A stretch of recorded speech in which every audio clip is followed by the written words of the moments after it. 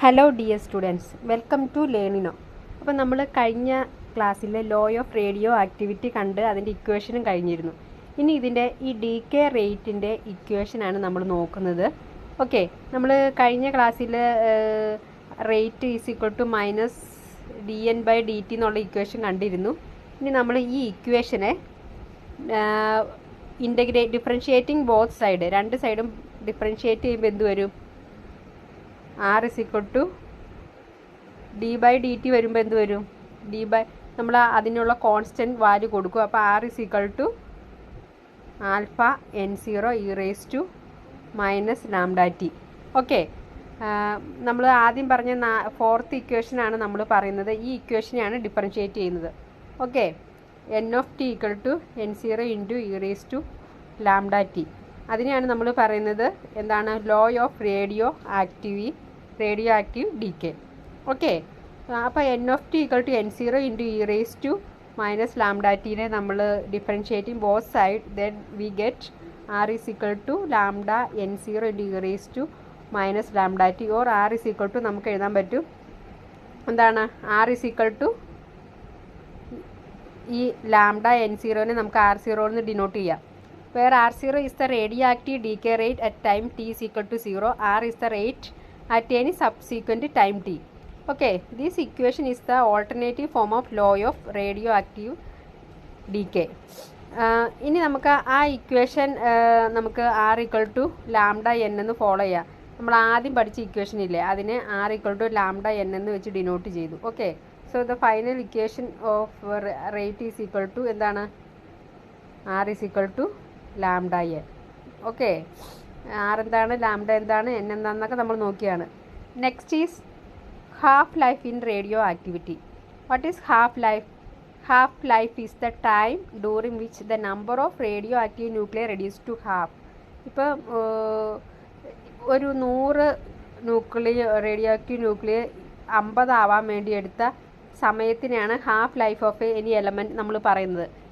So if initially we have 100 radioactive nuclei and after 5 minutes the number of undecayed nuclei is 50, then the half life for such material is 5 minutes. അതായത് ഏതെങ്കിലും ഒരു material നമ്മൾ specify ചെയ്ത് പറയുന്നില്ല, ഏത് material ആണെങ്കിലും 100 എന്നുള്ളത് 50 ആയിട്ട് എടുക്കുക, 5 മിനിറ്റ് എടുത്തെന്ന് പറയുവാണെങ്കിൽ ആ 5 മിനിറ്റാണ് അതിൻ്റെ ഹാഫ് ലൈഫ് ടൈം.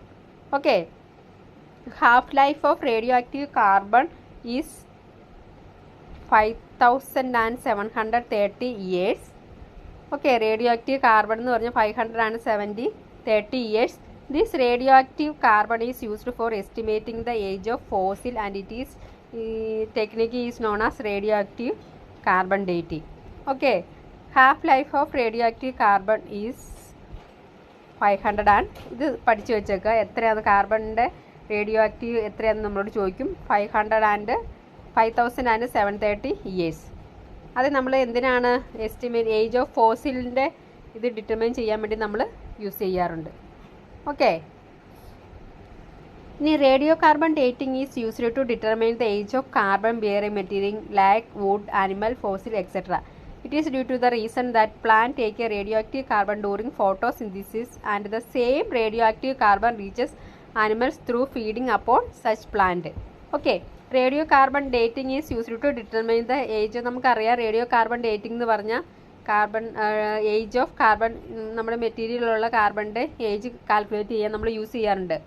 ഓക്കെ, അത് പ്ലാന്റ്സ് എങ്ങനെയാണ് ഫോട്ടോസിന്തസിസിലെ റേഡിയോ ആക്റ്റീവ് കാർബൺ എടുത്തിട്ട് പിന്നെ എന്താണ് and the same radio active carbon reaches animal through the feeding upon such plant. Okay, uranium dating is used to determine the age of earth, minerals and rock. Okay, ഇനി alpha decay. Alpha rays are positively charge particle. നമ്മൾ കണ്ടതാണ് alpha rays are the positive charge particle. Alpha particle is highly active and energetic. Helium നമ്മൾ പറഞ്ഞു positive ചാർജാണ്, അത് equivalent to doubly helium ions എന്നൊക്കെ നമ്മൾ കണ്ടതാണ്. അതിന് പിന്നെ ഇതിൻ്റെ വേറൊരു പ്രത്യേകത എന്ന് പറയുന്നത് നമ്മൾ ഈ പ്രത്യേകത പറഞ്ഞില്ലായിരുന്നു. These particles have the minimum penetration power and highest ionizing power. Minimum penetration power and highest ionization power. Okay, these are the peculiarities of the alpha rays. Next beta rays എന്ന് വെച്ചാൽ beta particles are extremely energetic electron that are liberated from the inner nucleus. അതിൻ്റെ mass negligible ആണ്, അതിന് negative charge ആണ്. Okay. A neutron in the nucleus split into a proton and an electron on the emission of beta particle. ഒരു beta particle nucleus split പ്രോട്ടോണും and an electron on the emission of beta particle. Beta particle have the high penetration power when compared to alpha particle. Okay, alpha particle വെച്ച് compare ചെയ്യുമ്പോൾ beta പാർട്ടിക്കിളിന് high penetration power ആണ്. Okay, next is gamma rays. The waves arising from the high frequency. So, gamma rays arising from the high frequency end of the electromagnetic spectrum that has no mass are known as gamma rays. അതിന് highest gamma റേസിക്ക് highest power of penetration ആയിരിക്കും. They are the most penetrating but least ionizing and very difficult to resist them from the entering the body. Most penetrating ആണ്. നമുക്ക് ഇതിൻ്റെ ഒരു comparison നടത്താം. അപ്പോൾ gamma rays most penetrating, പിന്നെയോ least ionising and very difficult to resist from the entering the body. Okay, അപ്പം നമ്മൾ ഈ ആൽഫ ഡി കെ എന്ന് വെച്ചാൽ എന്താണ്? Helium nucleus that is represented by 2He4. Beta decay എന്ന് പറഞ്ഞാൽ എന്താണ്? where electrons or positrons are emitted, gamma high energy photons are emitted. Okay, ഇത് നോക്കി, ഇതിൻ്റെ അകത്ത് ഒരു കമ്പാരിസൺ ആണ് ആൽഫ ബീറ്റ ഗാമ. ഓക്കെ, അതിൻ്റെ ആൽഫയുടെ നേച്ചർ എന്താണ്? പോസിറ്റീവ് ചാർജ് പാർട്ടിക്കിൾ, അത് റെപ്രസെൻ്റ് ചെയ്യണ പറഞ്ഞു 2He4 ആണ്. ബീറ്റ എന്ന് പറഞ്ഞാൽ നെഗറ്റീവ്ലി ചാർജ്ഡ് പാർട്ടിക്കിളാണ്, നെഗറ്റീവാണ്. ഗാമ എന്ന് വെച്ചാൽ എന്താണ്? ഇലക്ട്രോ അൺചാർജ്ഡാണ്. ഓക്കെ, ഇലക്ട്രോ മാഗ്നറ്റിക് റേഡിയേഷൻ ആണ്. ചാർജ് എന്ന് പറഞ്ഞാൽ നമ്മൾ പറഞ്ഞു ഗാമയ്ക്ക് ചാർജ് ഇല്ല, ബീറ്റയ്ക്ക് നെഗറ്റീവ് ചാർജ്, ആൽഫയ്ക്ക് പോസിറ്റീവ് ചാർജാണ്. മാസ് ഓരോന്നിൻ്റെയും കമ്പാരിസൺ പറഞ്ഞിട്ടുണ്ട്. 6.6 ആൽഫയുടെ എത്രയാണ്? 6.646 × 10⁻27 kg. ബീറ്റയുടെ 9.1 × 10⁻30. ഇനി ഇതിൻ്റെ റേഞ്ച് പറഞ്ഞിട്ടുണ്ട്.